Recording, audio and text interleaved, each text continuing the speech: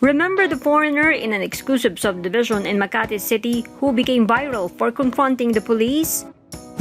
Immigration Commissioner Jaime Morente says Spaniard Javier Salvador Parra is facing deportation for overstaying and for violating quarantine rules.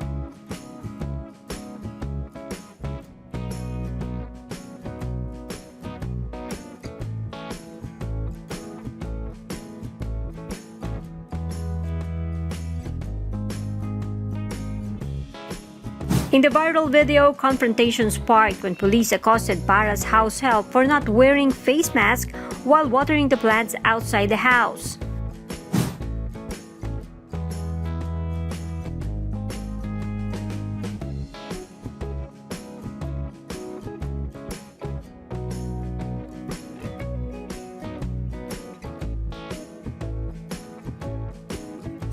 Parra had already been charged for overstaying and for undesirability.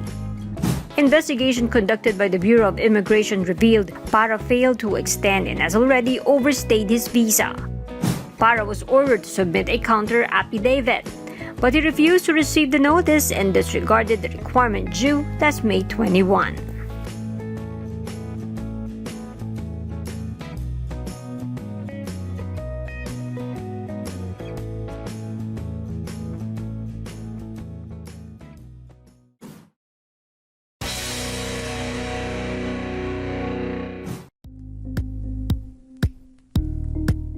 Thank you for watching Politiko TV. Please like and subscribe to our channel for more videos.